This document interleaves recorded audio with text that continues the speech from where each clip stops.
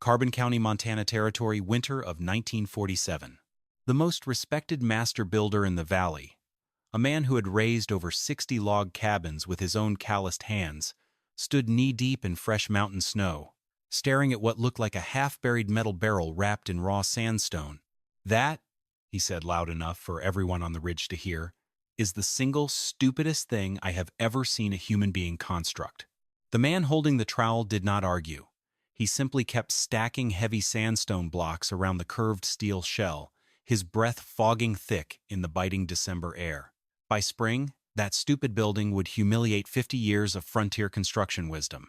It would prove that the traditional log cabin was an energy sieve, and it would leave the most seasoned carpenters in Montana questioning everything they knew about surviving the high plains. Today, you are going to understand why the worst idea in Carbon County became the most copied design in the Beartooth Valley, and why the numbers behind it are still studied by off-grid builders 3/4 of a century later. Picture this. Outside, an Arctic tempest, howling at -35 degrees Fahrenheit, driving frost through solid timber walls. Inside this strange steel and stone vault, the thermometer sits at a steady, bone-warming 70 degrees Fahrenheit. The homeowner is not frantically stoking a roaring fireplace or burning through stacks of hard-won lumber. He burns a single small fire in the morning and another at dusk, consuming less than 20% of the firewood his shivering neighbors require just to keep their pipes from freezing. Before we step into the heart of this relentless storm and uncover the radical physics behind this structure, take a quick second to hit that subscribe button and drop a comment below, letting me know where you are watching from and what the temperature is like in your corner of the world right now. Because this story proves that the coldest places on Earth often breed the smartest solutions, and sometimes the man everyone calls crazy is the only one who actually understands how heat works. To understand why this bizarre building changed everything, we have to go back to where it all began, with a man named Raymond Caulfield. Caulfield was an Army veteran, a heavy mechanic, and a fresh homesteader. He was a practical thinker who had barely survived the brutal Ardennes winter of 1944 during the Battle of the Bulge. Having endured freezing foxholes in Western Europe, Caulfield figured that settling in southern Montana could not possibly be any worse. He was dead wrong. Caulfield claimed a 160-acre patch of land 12 miles north of Red Lodge in the fall of 1946. The claim had decent water, scattered timber along the creek bed, and a sweeping view of the Beartooth Range that made a man feel small every time he stepped outside. Like any proper homesteader arriving in the northern Rockies, Caulfield spent October and November doing exactly what tradition dictated. He threw up a standard 16 by 20-foot log cabin. He cut straight lodgepole pines, notched dovetail corners with an adze, sealed the gaps with wet clay chinking, built a majestic riverstone fireplace against the north wall, and capped it with hand-split cedar shakes. It looked right. It felt rock solid. It was the quintessential American pioneer home, built using 60 years of collective frontier experience.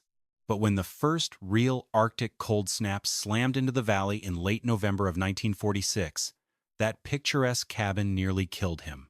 The core issue was not the cold outside. Cold weather in Montana was an absolute certainty, something every settler prepared for with wool blankets and heavy coats. The real nightmare was the relentless, creeping cold inside. On a still, airless night, with a bonfire-sized flame roaring in the Riverstone fireplace, the cabin held maybe 60 degrees Fahrenheit within a tiny 5-foot radius of the hearth. 10 feet away, near the center table, the temperature plummeted to 45 degrees. By the time you reached the sleeping bunk against the back wall, your breath crested into thick white clouds of frost. The floor was even worse. Built over raw soil with rough sawn planks, the wood pulled warmth straight out of your body through the thick leather soles of your boots, no matter how many layers of heavy wool socks you wore. And the moment that central fire dimmed even for a single hour, while Caulfield slept, the entire cabin bled its internal warmth like a severed artery. Raymond Caulfield sat down with a pencil and a scraps of pine wood and did the cold, hard math. He was burning through 6 full cords of split timber every single month just to keep the interior space survivable. Think about what that number actually means in physical labor. That is roughly 200 heavy pieces of split pine dragged through the snow, chopped, and loaded into the hearth every single week, just to stay alive. When Caulfield brought this up at the general store in Red Lodge, his neighbors, men who had cleared timber and weathered a dozen high-country winters, simply laughed. They told him that was just the price of living under the shadow of the Beartooths. Most homesteading families in the valley consumed between 6 and 8 cords of wood every single winter season, and in bad years, some burned 10 or more. They told him to put on another coat, cut more timber before the snow got too deep, and accept the reality of the frontier. And yet, as the winter of 1946 dragged into January, the physical living conditions inside that cabin deteriorated even further. When the wind picked up from the northwest, sweeping off the frozen peaks at 40 miles per hour, the clay chinking between the logs flexed and cracked. Cold air found every microscopic seam, every gap in the dovetail joints, every spot where the clay dried out and shrank away from the pine bark. The drafts were so violent that Caulfield could stand in the middle of his living room and watch the flame of a tallow candle bend entirely horizontal. The temperature swings inside the home were violent enough to ruin food and exhaust the human body. At midnight, sitting 2 feet from a blazing fireplace, the room felt like 70 degrees. By 5 o'clock in the morning, when the fire had burned down to faint embers, the interior temperature dropped to 35 degrees Fahrenheit. Water left in a tin cup on the bedside table froze solid overnight. Then came the humidity nightmare. Moisture from human breath and cooking steam rose toward the ceiling, hit the cold timber, and condensed into heavy drops of water along the top logs. By mid-February, a thick mantle of milky white ice had formed across the entire northern interior wall. Caulfield stuffed rag scraps into the drafts, mixed wet wood ash with clay to patch the gaping seams, and even hung heavy canvas army tarps inside as makeshift wind barriers. None of it solved the fundamental problem. The standard frontier log cabin was a thermodynamic failure.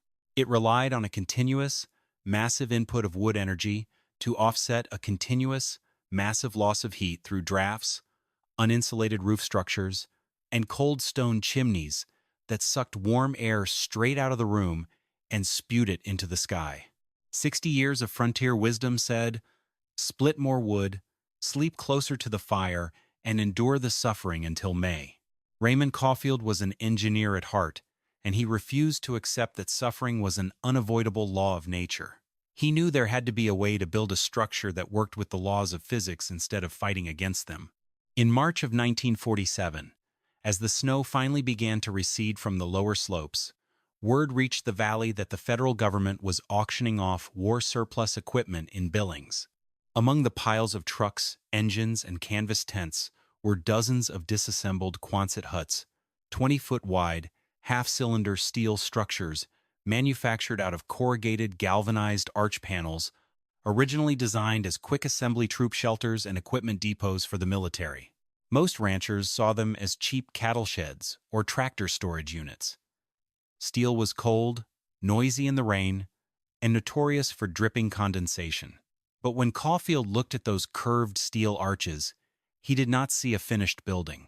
He saw an indestructible, windproof frame.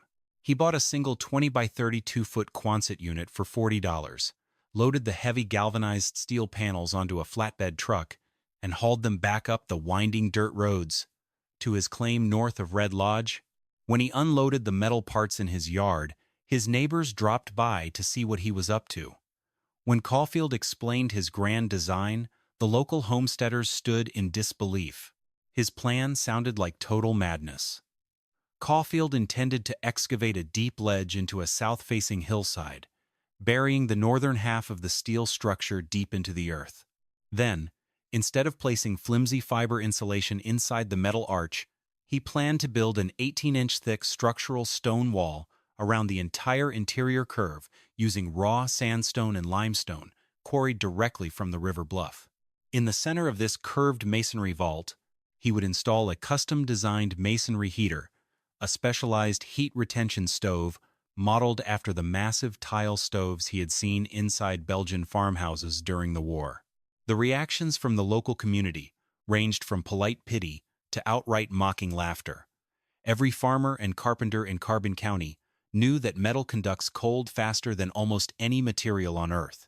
Wrap yourself in a steel shell in a Montana winter, they argued, and you were essentially choosing to live inside a meat locker.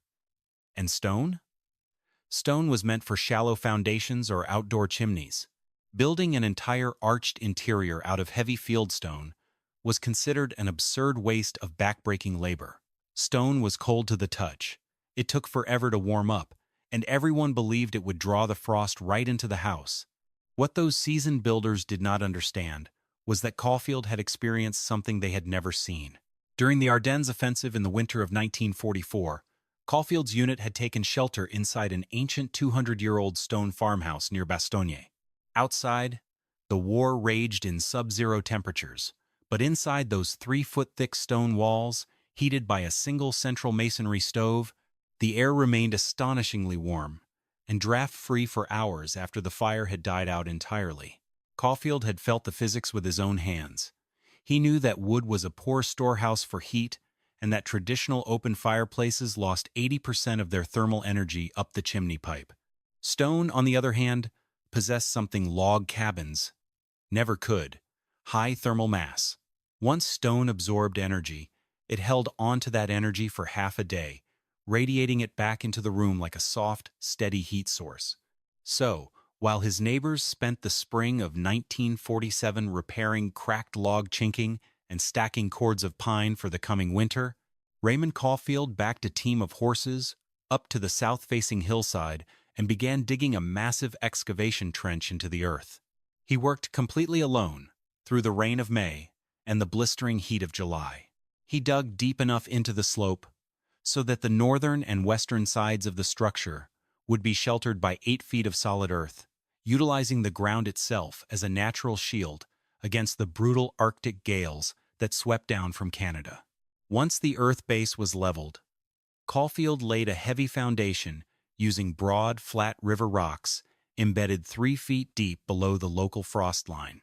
He anchored the base plates of the steel Quonset hut directly into this stone footing, bolting the galvanized arch panels together until a smooth metallic cylinder arched over the excavated dirt floor. Then began the back-breaking task that made the valley think he had lost his mind. Caulfield began building the interior stone lining. Instead of slapping a thin decorative layer against the metal, he spent August and September hauling thousands of pounds of local sandstone and limestone from a nearby quarry pit. Working with a hand trowel, he built a massive, self-supporting stone inner wall, set 18 to 24 inches thick, curving up the interior profile of the steel arch from the floor to the apex of the roof. Crucially, Caulfield left a distinct, open-air gap between the outer corrugated steel shell and the inner stone wall. He did not seal this gap off completely. Instead, he engineered small, adjustable ventilation registers at the floor level and along the high crown of the arch. This gap was his masterstroke for moisture management. Any ambient humidity that filtered through the stone wall or condensed against the cold interior surface of the steel shell would be carried away by a natural convection air current flowing up through the gap and out small vent caps at the roof ridge. The interior stone wall was not just a shield, it was an enormous structural anchor weighing nearly 8,000 pounds. Embedded directly into the thickest section of this stonework was Caulfield's secret weapon, a custom-built, slow-burn masonry heater. Unlike a standard American fireplace that sends hot exhaust straight up a short, wide chimney, Caulfield built a complex horizontal flue network inside the stone mass. When wood burned in the firebox, the intense exhaust gases were forced to travel through a winding, 40-foot serpentine path of stone channels built into the wall before finally exiting through the roof. As those superheated gases crawled through the maze of stone flues, they transferred almost all of their thermal energy directly into the sandstone masonry. By the time the exhaust smoke actually left the chimney cap outside, it was not hot and roaring, it was merely warm. Over 90% of the fire's thermal energy had been trapped and stored inside the 8,000-pound wall of stone. To seal the bottom of the structure, Caulfield laid a 6-inch bed of washed sand and fine river gravel across the dirt floor, then capped it with broad, flat flagstones set tight together. He understood a principle that modern off-grid builders often forget. Deep under the surface, the ground temperature remains relatively stable at 45 to 50 degrees Fahrenheit year-round. By integrating the floor directly with the earth below the frost line and insulating the perimeter, he was effectively setting the baseline temperature of his home 40 degrees higher than the freezing air outside. By late October of 1947, the structure was fully enclosed. From the outside, it looked alien and unsettling. The back half of the steel arch disappeared entirely into the brown hillside. The front half sat exposed, its dull metallic finish gleaming under the autumn sun, surrounded by a heavy perimeter wall of stacked yellow sandstone. The front entry featured a small, heavily insulated wooden door lined with felt weather stripping, flanked by two modest, south-facing glass windows designed to capture the low winter sunlight. The local community was merciless in their critique. The metalworkers in Red Lodge claimed that without internal fiber insulation, the moisture from his cooking stove would turn the whole inside into a dripping ice cave within a week. The master carpenters argued that the sheer weight of 8,000 pounds of stone pressing against the curved steel shell would cause the frame to buckle under the first heavy winter snow load. The social pressure was just as heavy. Ranchers driving their wagons along the ridge road would slow down, point at the strange half-buried steel mound, and burst into laughter. They called it the tin bunker, the submerged boiler, and the $40 coffin. The most cutting critique came from Howard Pitkin, the master builder who had constructed over 60 homes in Carbon County. Pitkin was 62 years old, with 34 years of professional carpentry and masonry experience across 3 states. He was considered the absolute authority on frontier shelter. In late autumn, just as Caulfield was finishing the mortar joints around his front window frames, Pitkin rode up on his horse. He stood at the edge of the excavation cut for 10 minutes without saying a word, smoking his pipe and scrutinizing every inch of the unconventional building. Finally, Pitkin spat into the dirt and shook his head. "You are building a disaster, Ray," Pitkin said, his voice carrying the calm authority of a man who had never seen his work fail. "Steel moves when the temperature shifts. Stone stays rigid. The first time we hit 20 below, that metal arch is going to contract, crack your mortar joints, and dump half those rocks onto your bed while you sleep. And even if it stays standing, you are going to freeze to death inside that tin shed." A real Montana home is built of solid pine timber. What you have here is an insult to common sense. Caulfield wiped his hands on his canvas apron, looked up at the master builder, and replied calmly, "Howard, timber holds air, but stone holds heat. We will see who is chopping wood when January gets here." Pitkin smirked, turned his horse around, and rode back down toward the general store, where he told every man within earshot that Raymond Caulfield would be abandoning his steel bunker and crawling back to a real log cabin before Christmas Day. By November of 1947, the weather in Carbon County began to turn sharply. The high peaks of the Beartooth Range were completely swallowed by dense, purple snow clouds, and the daily temperature dropped well below freezing. For Raymond Caulfield, this was the moment of truth. His construction phase was finished, but the social wall of doubt around him was higher than ever. Every time Caulfield drove his old pickup truck into Red Lodge for supplies, he was greeted with shaking heads and sarcastic comments. The owner of the local lumber yard refused to sell him extra framing wood on credit, telling him bluntly that he did not want to be left holding unpaid receipts when Caulfield froze out and abandoned the property. The county land registrar even received an informal letter from concerned citizens questioning whether a half-buried steel military storage arch met basic safety and health standards for human habitation. Local schoolchildren, riding the morning wagon past his claim, started a game of seeing who could bounce a pebble off the exposed metallic roof of the shelter. They called it ringing the tin can.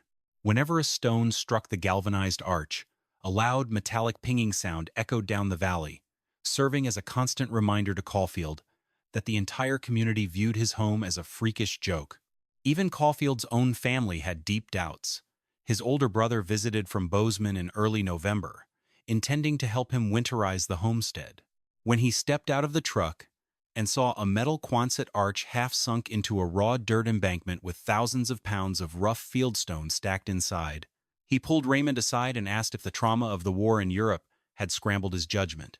He offered to lend Raymond enough money to buy proper timber and hire a crew to build a normal house come spring, begging him not to risk his life spending the winter inside a cold steel tube. There were late nights in middle November when Caulfield himself felt the crushing weight of that isolation. Standing inside the dark, unheated vault with only a lantern in his hand, hearing the autumn wind howl across the corrugated metal skin above him, the structure felt cold, vast, and silent.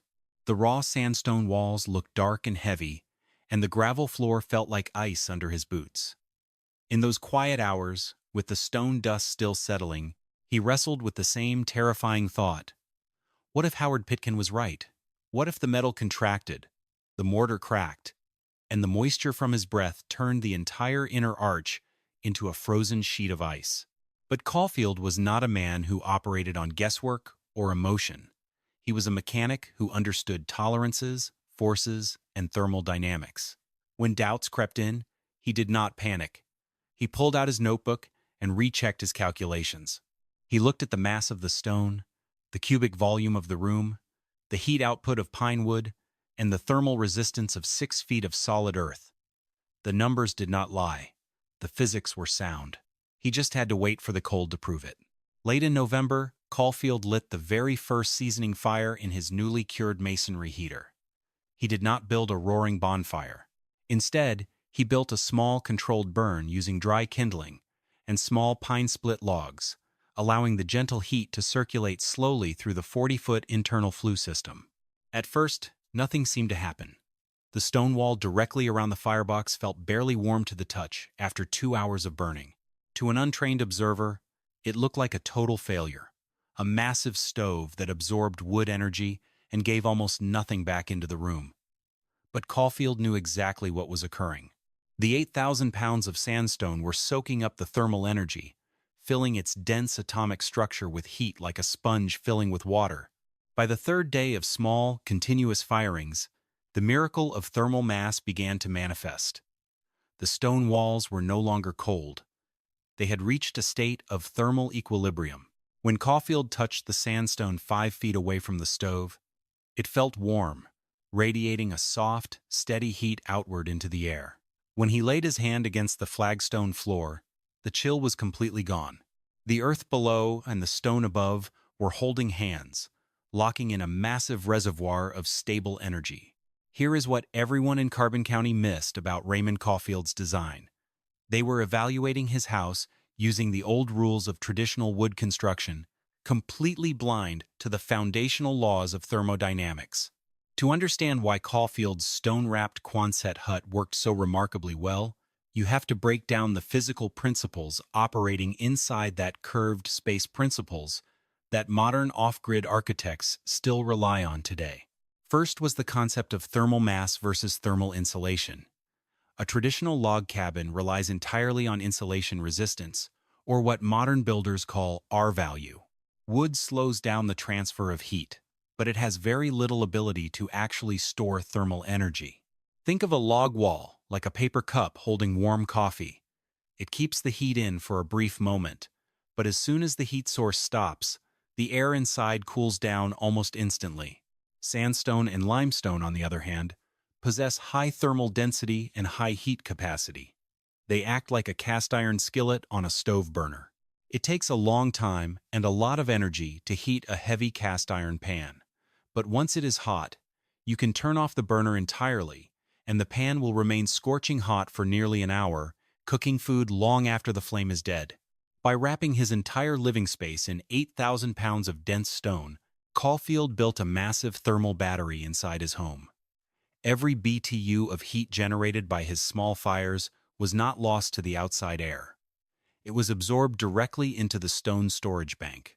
Second was the mechanics of radiant heat transfer versus conduction. Warm air becomes light and rises rapidly toward the ceiling, while cold air sinks to the floor. In a traditional cabin with a high-pitched roof, all the warmest air settles near the rafters where nobody lives, while the human beings sitting on the floor freeze in a layer of stagnant cold air. Furthermore, drafty walls constantly replace that warm air with freezing outside air, forcing the homeowner to burn wood endlessly just to keep the air moving. Caulfield's masonry heater operated on radiant energy. Instead of just heating the air, the massive stone walls emitted long-wave infrared radiation. This type of heat does not rely on air movement.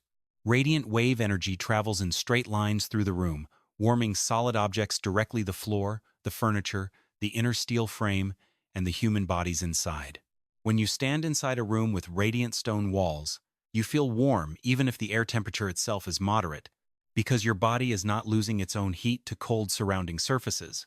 Third, and perhaps most brilliant, was Caulfield's solution to the moisture problem that everyone predicted would destroy him. Metal buildings are infamous for condensation. Warm, moist air from human lungs and cooking pots hits cold steel, instantly turning into water droplets that drip down walls and cause rot, rust, and mold. Howard Pitkin and the local carpenters were convinced that Caulfield was building a dripping ice cave. What they failed to see was the power of the passive air gap and the stack effect. Caulfield had intentionally left a 2-inch ventilated airspace between the outer corrugated steel arch and the inner structural stone wall. At the base of the stone wall near the floor, he cut small adjustable air intake vents. At the top crown of the arch, he installed small exhaust registers that vented into the air gap. When the inner stone wall warmed up, it heated the air inside the 2-inch gap. That warm air naturally rose toward the top of the arch through thermal buoyancy, creating a continuous, passive convection loop between the metal and the stone.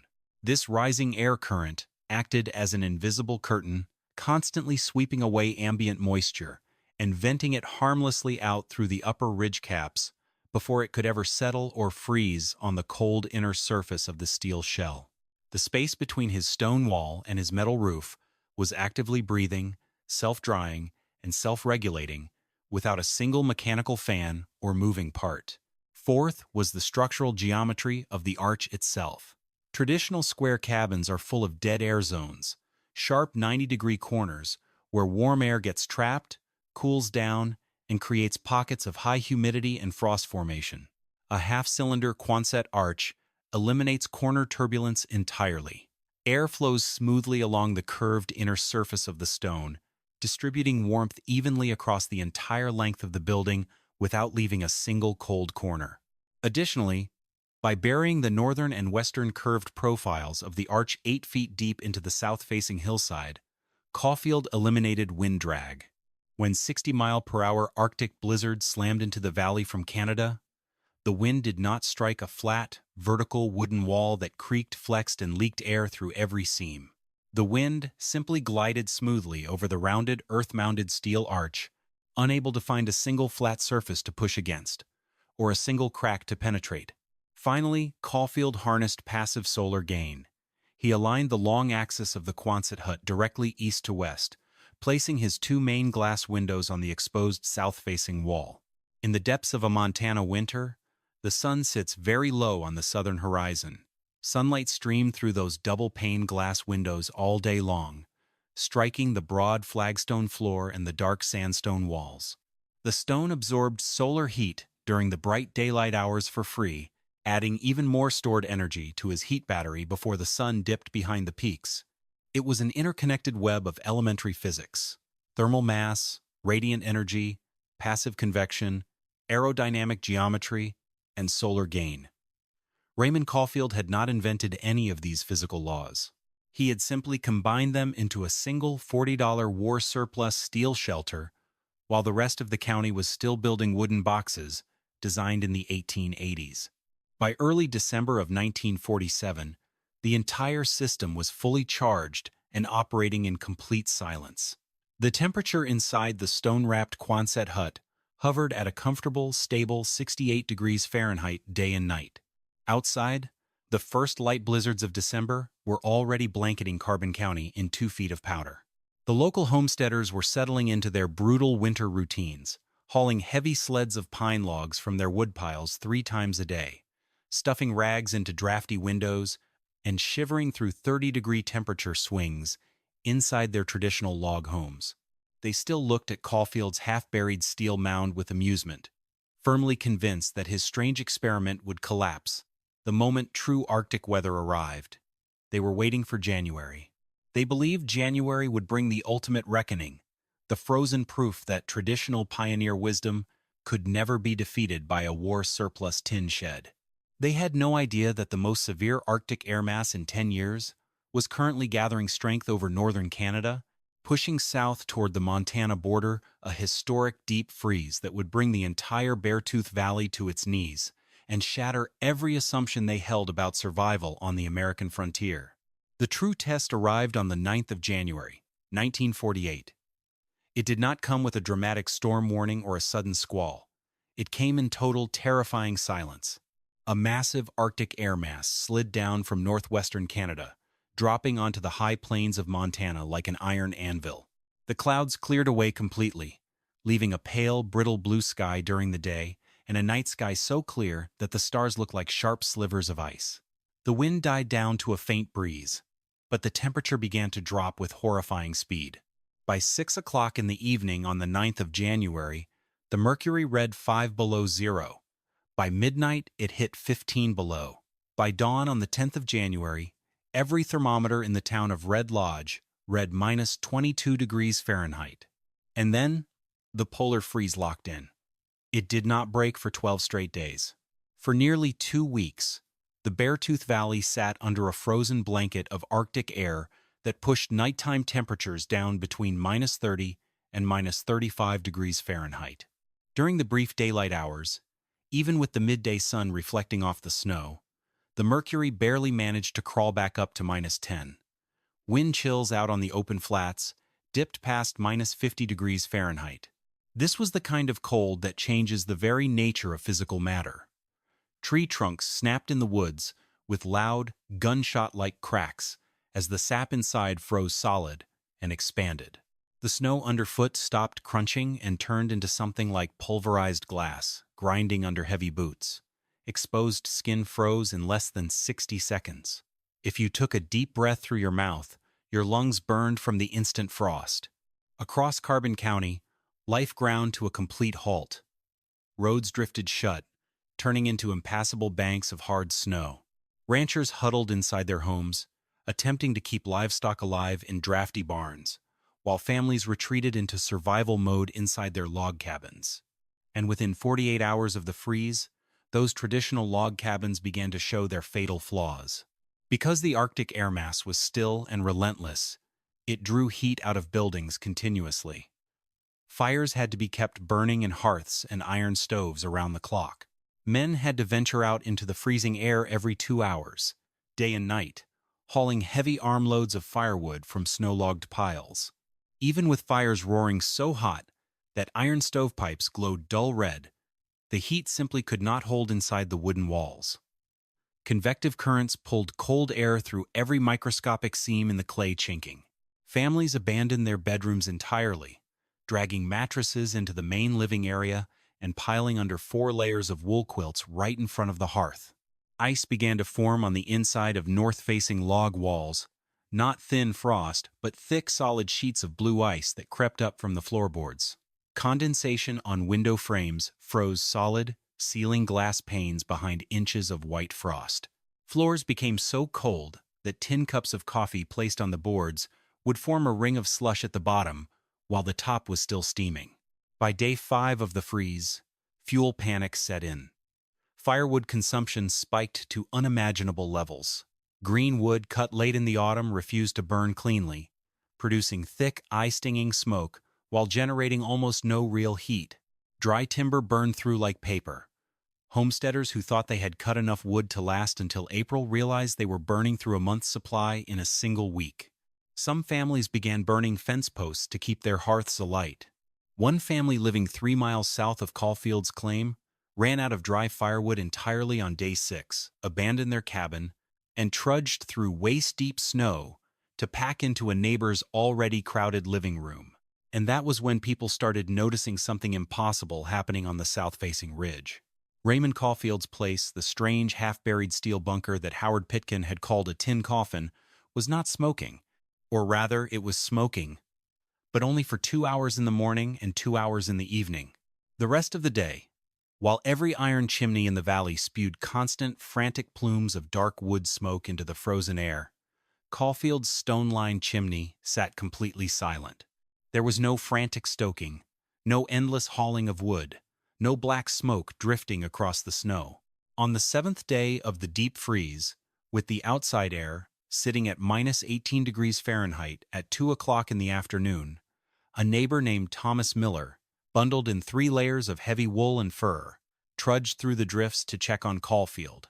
Miller fully expected to find Caulfield frozen solid inside his steel arch, or at the very least shivering over a dying pile of scrap wood.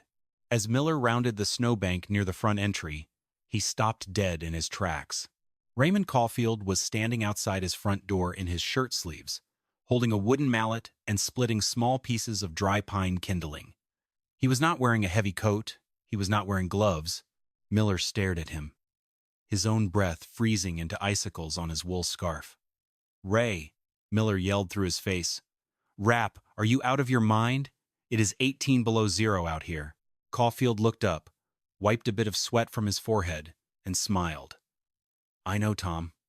I just stepped out for 2 minutes to chop a handful of pine splints. It is 70 degrees inside." Miller did not believe him. He could not believe him. 70 degrees in the middle of a historic Arctic freeze was physically impossible. No home in Carbon County was 70 degrees. "Come inside and warm up," Caulfield said, opening the heavy wooden door. Miller stepped across the threshold, pulled off his frozen wool face wrap, and froze in total shock. The interior of the Quonset hut did not feel like a building heated by a fire. It felt like stepping into a sunny spring day. There was no hot, suffocating air blast near the stove and freezing drafts near the walls. The warmth was completely uniform, floating through the room like soft sunlight. The sandstone walls were radiating deep, comfortable heat outward into the air. The flagstone floor under Miller's heavy boots was warm to the touch. The air was dry, clear, and completely free of smoke or drafts. Miller pulled off his heavy leather glove and laid his bare hand flat against the sandstone inner wall. It was hot. Not scorching, but deeply, thoroughly warm, like a stone that had been sitting in the August sun for 6 hours. He walked over to the masonry heater. The firebox door was closed, and the iron handles were cool. "When did you last burn a fire in this thing?" Miller asked. "Around 6 o'clock this morning," Caulfield replied, checking his pocket watch. "It was almost 2 o'clock in the afternoon. That fire burned out hours ago." "How much wood did you put in?" Miller pressed. "About 4 small split logs," Caulfield said. "I will burn 4 more around 8 o'clock tonight before I go to bed. That is all it takes." Miller looked at the tiny stack of split pine sitting in the wood box near the stove. It was a joke, a pile of wood that would not have lasted 30 minutes inside a standard cabin fireplace. "You are telling me this place stays 70 degrees on 8 logs a day?" Miller asked, his voice shaking with disbelief. "It hasn't dropped below 65 degrees since the freeze started," Caulfield said calmly. "Not even at 4 in the morning." Miller went home that evening and told his family. Within 48 hours, word of the warm steel house had spread along the valley ridge like wildfire. In the middle of the worst freeze in a decade, Raymond Caulfield's home had turned into a living miracle. On the 15th of January, 1948, the 9th day of the deep freeze, a county surveyor named Gerald Hutchkins decided he had to see the numbers for himself. Hutchkins was a methodical, cold-headed man who relied on precision instruments. He did not care about rumors, and he did not believe in miracles. He carried a calibrated mercury laboratory thermometer and an official ledger book. Hutchkins walked 2 miles through knee-deep drifts in -28-degree cold to perform an unannounced, independent measurement of Caulfield's building. When Hutchkins stepped inside, he did not say a word. He walked straight to the center of the Quonset arch, pulled out his mercury thermometer, suspended it from a string at chest height, and waited 5 minutes for the mercury to settle. The reading was 68 degrees Fahrenheit. Hutchkins picked up his notebook and wrote the number down. Then he walked to the back wall, directly against the earth-mounted excavation cut, and held the thermometer an inch from the stone masonry. The reading was 66 degrees Fahrenheit. He walked to the sleeping area along the northern curved wall, 65 degrees Fahrenheit. He checked the stone floor near the front door, 58 degrees Fahrenheit.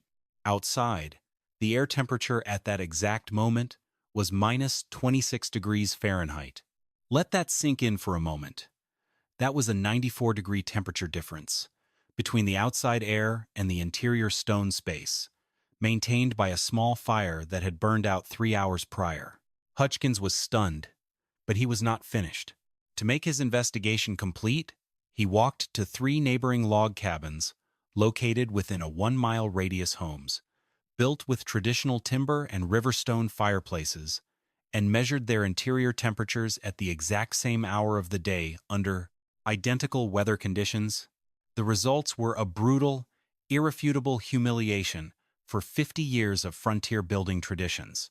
In cabin number 1, where a roaring pine fire was actively burning in the hearth, Hutchkins measured an interior air temperature of 47 degrees Fahrenheit near the center table and 32 degrees near the back wall.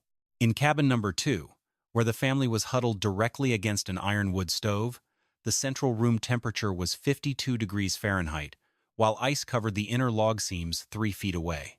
In cabin number 3, where the fire had burned down to embers an hour prior, the interior temperature sat at a miserable 43 degrees Fahrenheit. Raymond Caulfield's stone-wrapped steel arch was more than 20 degrees warmer than the hottest log cabin in the entire valley, and his fire had been out for hours. Then came the final, devastating metric: fuel consumption.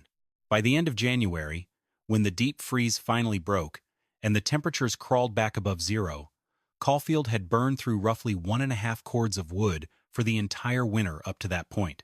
His neighbors, even those who had suffered through freezing indoor temperatures, had burned between 6 and 8 cords of wood.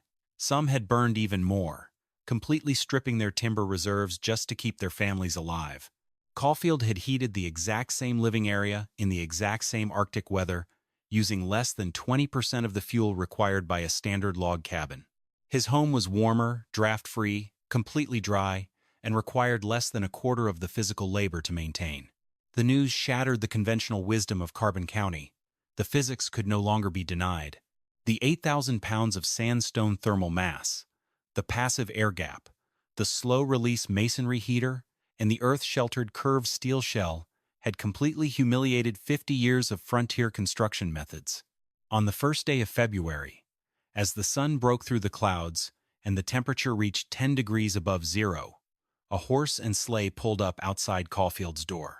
Stepping out of the sleigh was Howard Pitkin, the 62-year-old master builder who had publicly mocked the project, called it a tin coffin, and warned the county that it was a death trap.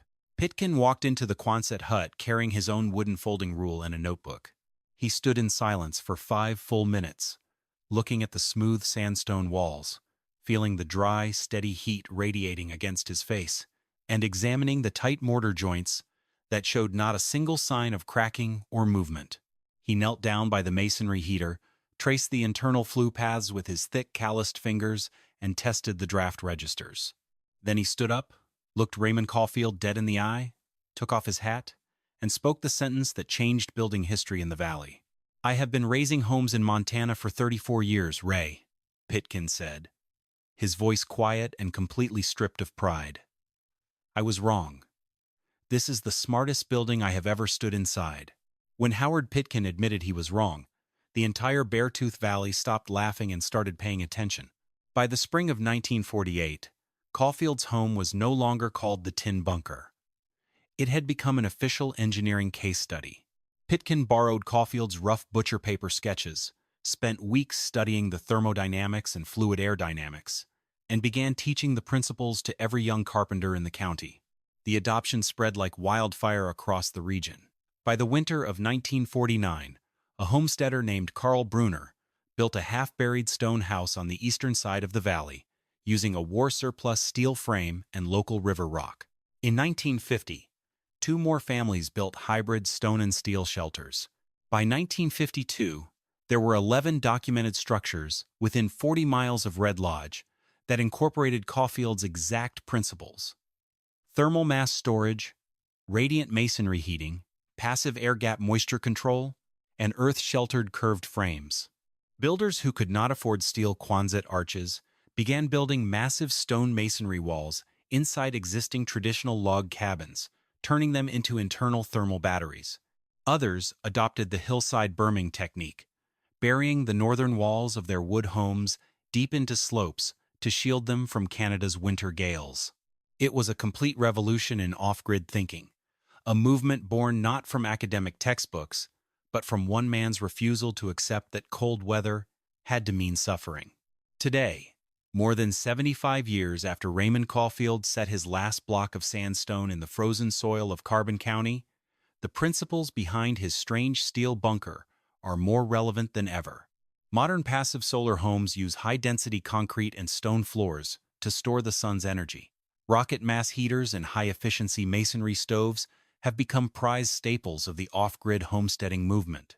Earth-sheltered and earth-bermed structures, buried deep into hillsides for temperature stability, are widely recognized as some of the most energy-efficient shelters a human being can build. Raymond Caulfield did not invent the physical laws of thermodynamics, nor did he claim to be a master architect. What he did was far more important. He proved that when lives depend on survival, true wisdom is not found in blind tradition or unquestioned habit. True wisdom is found in understanding the foundational laws of nature and applying them with courage, even when everyone around you is laughing. He proved that thermal mass stores heat, while timber merely slows its loss. He proved that radiant warmth from stone warms the human soul far better than a roaring fire that loses 80% of its energy up a cold chimney. And he proved that a man in his shirt sleeves standing outside in 18 below zero weather can teach the world more about survival than 1,000 traditional arguments ever will. So, as you look at your own home and heating systems today, ask yourself this: which part of Raymond Caulfield's solution would you apply to your own off-grid shelter? Would you integrate thermal mass to store your heat battery? Would you bury your walls into the earth for wind protection? Or would you harness radiant heating to keep your family warm with a fraction of the fuel? Drop a comment below and let me know your thoughts. And if this kind of real, tested, historical survival knowledge is what you are looking for, make sure you hit that subscribe button, ring the bell, and stay tuned for our next deep dive into the lost engineering of the American frontier. Stay safe, stay smart, and stay warm. This video presents historically inspired reconstructions for educational and storytelling purposes. Characters, names, and specific events are fictionalized, historical reconstructions, while the building techniques, thermodynamic concepts, and structural principles discussed are based on real historical practices and well-established physical knowledge. Any modern application should be evaluated according to current local building codes, safety guidelines, and applicable regulations.